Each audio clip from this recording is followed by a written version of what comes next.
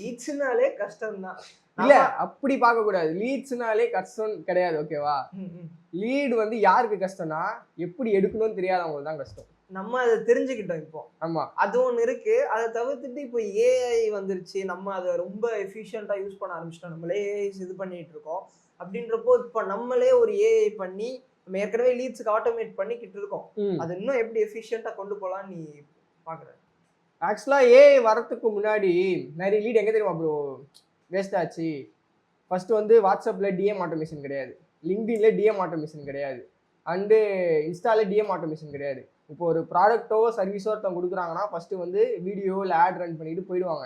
1000 members வந்து குவரி கேட்டிருப்பாங்க. 1000 members வந்து எங்களுக்கு இது வேணும்னு கேட்டிருப்பாங்க. 1000 மெம்பர்ஸ் வந்து அடுத்த ஸ்டெப் என்னன்னு சொல்லிட்டு கேட்டிருப்பாங்க. அவங்க வந்து ஒருத்தரா டைப் பண்ணி பதில் சொல்லி இல்லைனா கால் பண்ணி பேசுறதுக்குள்ள அந்த லீடு வந்து வேற ஒரு கம்பெனிக்கு சக்ஸஸ்ஃபுல் லீடாகவே மாறிடும்.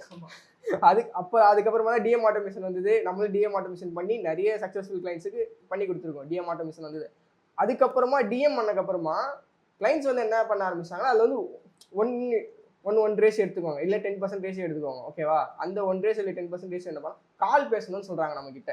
அப்போவுமே அங்கே வந்து என்னன்னா ஸ்டக் ஆகிறாங்க பீப்புள்ஸ் வந்து. நிறைய பேர் ஸ்டக் ஆகி என்ன பண்ணுறாங்கன்னா நிறைய ஃபோன்ஸ் கால்ஸ் பேச முடியல. டெலிகாலிங் சப்போர்ட் வைக்கிற அளவுக்கு இனிமேல் நிறைய ஏஜென்சி வந்து டெவலப்மெண்ட்லேயே இல்லை. அப்போ தான் வந்து என்ன வந்தால் வாய்ஸ் காலிங் ஏஐ ஏஜென்ட் வந்து உள்ளே வந்தது. அந்த வாய்ஸ் காலிங் ஏஐ ஏஜென்ட் உள்ளே வந்தோடனே அவங்ககிட்ட கரெக்டான ரெஸ்பான்ஸ் கொடுத்தோடனே அவங்க வந்து வெயிட் பண்ணுங்க, எங்கள் டீம் வந்து உங்களுக்கு பேசுவாங்கன்னு அதுவும் சொல்ல முடியும். இல்லைனா நம்மளோட ஃபுல் டீட்டெயில்ஸ் இருக்குல்ல அதையும் எக்ஸ்பிளைன் பண்ண முடியும். டீட்டெயில்ஸ் எக்ஸ்பிளைன் பண்ணி காலை புக் பண்ணி மீட்டிங்ஸையும் கேலண்டரில் செட் பண்ணுற மாதிரி டெவலப்மெண்ட் வந்தனால இப்போ நிறைய லீட்ஸ் வந்து வெளியே போகாமல் தடுக்க முடியுது.